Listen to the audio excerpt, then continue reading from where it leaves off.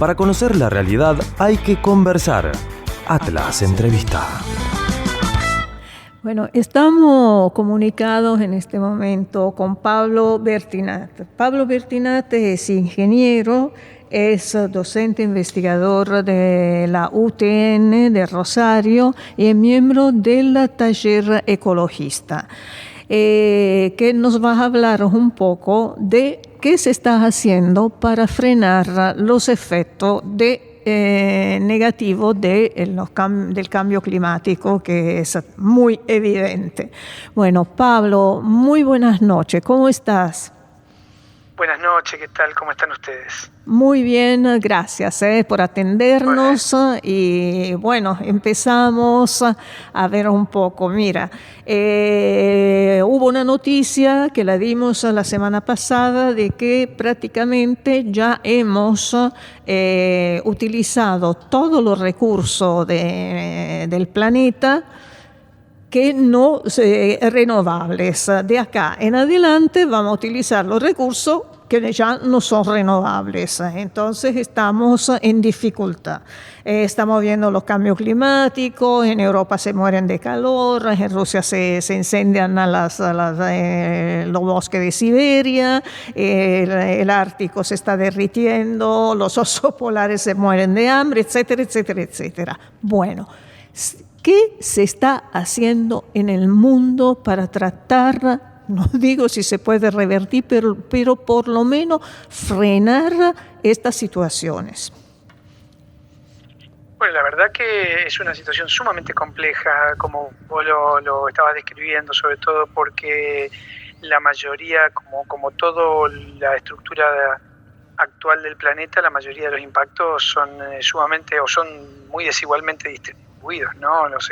Hay sectores o zonas en el planeta que son zonas de sacrificio, con territorios, con poblaciones, etcétera, y eso es lo que está ocurriendo. Y lamentablemente lo que estamos viendo es que el nivel de respuesta que se está teniendo frente a toda la problemática es sumamente débil, ¿no? Es un nivel de respuesta que para nosotros tuvo una claudicación muy grande en la cumbre de París del 2015, que fue la cumbre que en definitiva terminó de eliminar lo que era la obligatoriedad para los países principalmente emisores de reducir sus emisiones, o sea, eliminó los acuerdos anteriores de los años 90 que implicaba una obligatoriedad de los países de reducir emisiones, impulsados básicamente por Estados Unidos, acuerdo que inclusive Estados Unidos después también sale del mismo acuerdo, pero el abandono de las metas obligatorias y dejar la disminución de las emisiones de gas de efecto invernadero, en definitiva, en compromisos voluntarios de los diferentes países, lo que está haciendo es realmente llevarnos a una situación límite en el cual las medidas que se están tomando son totalmente débiles y no alcanzan para poder intentar revertir, como vos decías, las peores condiciones. No tengamos en cuenta que nosotros al ritmo actual prácticamente en menos de 10 años vamos a emitir todos los gases de efecto invernadero que debiéramos emitir hasta el 2050 si quisiéramos conservar o limitar la temperatura a 2 grados centígrados de sobreelevación nada más, ¿no? Esto ya prácticamente es muy difícil de lograr y el nivel del desafío es muy grande, ¿no? Una pregunta, Pablo, en ese sentido, vos hablás de que ya en breve podríamos alcanzar las emisiones programadas hasta 2050 para no seguir empeorando la situación. ¿La situación del cambio climático y sus implicancias son reversibles actualmente? Digo, si hubiese voluntad política de esto, ¿no? Sí, o sea, no son totalmente reversibles, por supuesto. Lo que estamos diciendo es que si hubiese una acción sumamente fuerte y sumamente intensa, podríamos intentar alcanzar el objetivo de no superar el 1,5 grados o 2 grados al año 2050. Eso ya es imposible de evitar casi, digamos, podríamos intentar llegar a eso. Ahora, el nivel de desafío, para que tengamos en cuenta, el nivel de desafío que esto implica que, por ejemplo, en el año 2030 tengamos que usar la mitad de la energía que se usa hoy en el planeta. Imaginemos esto, uno lo puede imaginar en lo individual, uno debería vivir con la mitad de energía, pero esto es mucho más grave porque en realidad hay muchos países que usan muchísima más energía que nosotros, ¿no? Entonces el nivel de desafío es altísimo y en realidad la mayoría de las alternativas que nos proponen no atacan la cuestión central, que es las emisiones de gases de efecto invernadero, principalmente por el uso de combustibles fósiles, sino que intentan desarrollar alternativas mercantilizadas, vinculadas por ejemplo a la geoingeniería y otras alternativas que en realidad lo único que intentan es hacer más negocios alrededor del calentamiento global sin atacar las causas que lo están produciendo, ¿no? ¿Y cuáles son eventualmente, digamos, las medidas, aunque comerciales, digamos, que se están tomando? O sea, ¿qué características tienen y dónde se están implementando?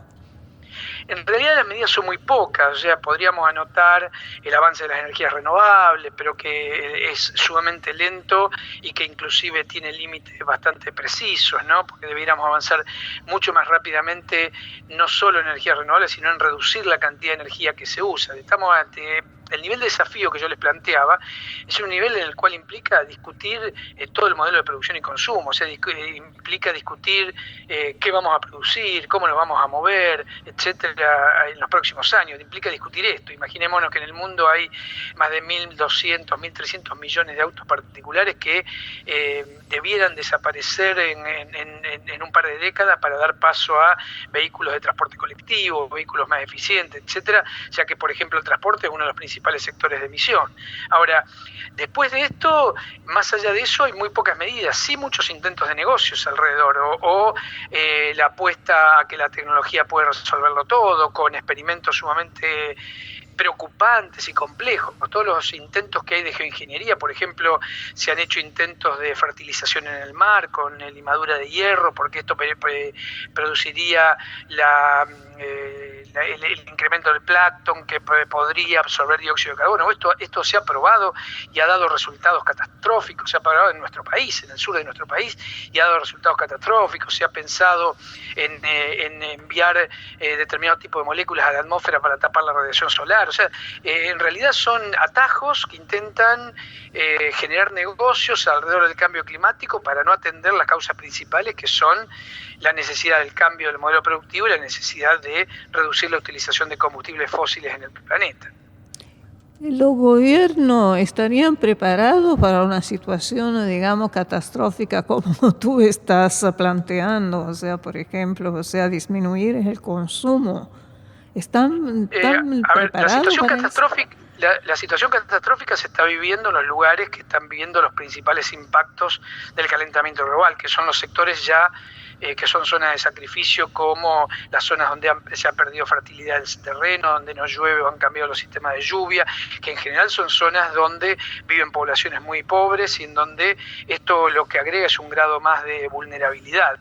En realidad, la imagen que uno tiene de esto es que vamos a una sociedad mucho más exclusiva, mucho más desigual, en donde los impactos van a tender a ser absorbidos por los sectores más pobres del planeta, a beneficio de los sectores que tengan mayor riqueza para soportar los impactos del calentamiento global. Y esto implica también, como vos sabes muy bien, Adriana, una disputa geopolítica por los recursos muy fuerte. Y por supuesto, esto tiene que ver con las potencias militares, etcétera, que se garanticen el acceso al agua, el acceso a la tierra, el acceso a los recursos, el acceso a los combustibles. Esto lo único que agrega es un grado de vulnerabilidad mucho más fuerte para los países en desarrollo, para los países subdesarrollados, que además de tratar de luchar contra la miseria y el hambre, tienen que luchar ahora contra los impactos del clima en condiciones totalmente desfavorables con respecto a los países desarrollados. Claro, uno de estos lugares es claramente África. Y te quería preguntar, que sí tiene cualquier cantidad, millones de personas que son refugiados climáticos directamente, sí, y donde hay conflicto río arriba y río abajo porque el agua escasea, el conflicto entre población de pastores y población agrícola dentro de un mismo país, etcétera. Bueno, pero ¿qué opinas de esa iniciativa que se llama la Gran Muralla Verde? Perdón, que se está implementando en África desde la costa atlántica hasta llegar al Mar Rojo. Primero, una pequeña aclaración, en realidad también creo que conviene hacerla. Cuando uno habla de zonas de sacrificio, están distribuidas en todo el planeta, ¿no? E inclusive en cada uno de nuestros países tenemos zonas de sacrificio muy particulares. En nuestro país nosotros tenemos zonas de sacrificio seguramente a partir del cambio climático por los cambios de condiciones que se van en algunas regiones, ¿no?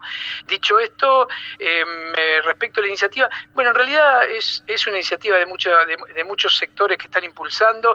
La verdad habrá que ver cómo se implementa realmente y si no termina siendo una alternativa meramente tecnológica. Vos sabés que no alcanza solamente con forestar, hay que ver con qué tipo de especies se foresta, si esto perjudica o no perjudica los suelos, cuáles son la relación de la gente con el territorio y con los suelos. Bueno, posiblemente sea una alternativa que tenga algunos rasgos interesantes, pero tiene que ver mucho con cómo se dé la aplicación y quiénes son los que estén empoderados allí para llevarla adelante, ¿no? O sea que la vuelta atrás tampoco es tan sencilla como pareciera, digamos, ¿no? ¿En qué sentido la vuelta atrás? Y pienso, digo, en por ejemplo, reforestar zonas que, bueno, han sido deforestadas para algún tipo de explotación, ¿no? Digo, porque es un caso muy próximo en el Amazonas, en África, en nuestro país. Por supuesto, no tienen punto de comparación lo que son los bosques o las selvas naturales con las plantaciones, ¿no? Los ecosistemas funcionan distinto, la biodiversidad es distinta, por supuesto que es mejor hacerlo que no hacerlo, pero no es lo mismo un bosque, una plantación no suplanta un bosque, el funcionamiento ecosistémico es totalmente diferente y bueno, lo ideal sería poder conservar y en todo caso después poder recrear o regenerar todo lo que se pueda. Más allá de esto, cualquiera de estas soluciones es totalmente insuficiente si no logramos reducir la cantidad de energía que utilizamos.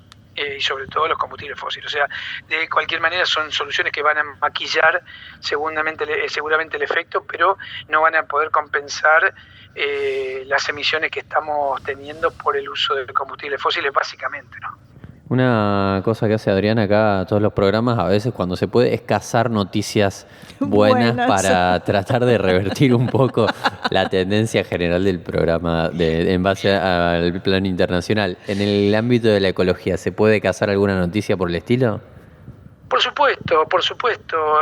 Yo creo que la mejor noticia, por ejemplo, es recordar los dichos de los congresos de la vía campesina que aseguran y garantizan que la agricultura campesina enfría el planeta. Y en realidad el cambio del modelo agrícola, el abandono, por ejemplo, del modelo agrícola industrial tecnificado por un modelo agrícola campesino, agroecológico, etcétera, tiene la posibilidad de tener un poder de enfriamiento sobre el planeta. Y eso está en poder de los campesinos y la posibilidad de empoderar a los campesinos para transformar el modelo agrícola es una alternativa que los campesinos sostienen que es una de las principales alternativas al calentamiento global. Yo creo que es una de las mejores banderas para plantear y es poder luchar por otro modelo agrícola, campesino, popular, agroecológico que enfríe el planeta como ellos dicen. Buenísimo, menos mal que tenemos una buena noticia. Bueno. Siempre hay buenas noticias, hay que buscarlas como vos, hay que buscarlas. Sí, con lupa las estamos buscando y a veces no las encontramos. Pero los pueblos, la alternativa va a estar en la mano de los sectores populares, no podemos esperar que las multinacionales o los gobiernos solamente encuentren la alternativa a esto, ¿no? Entonces me parece que en los sectores populares, campesinos y trabajadores, va a estar la solución también al calentamiento global. Bueno, entonces a la lucha.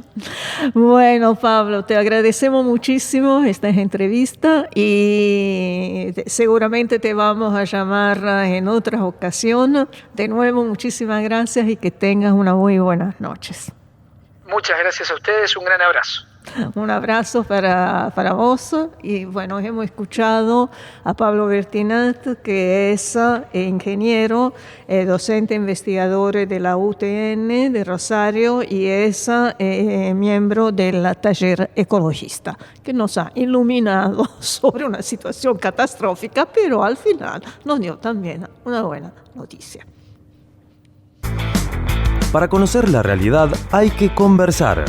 Atlas Entrevista.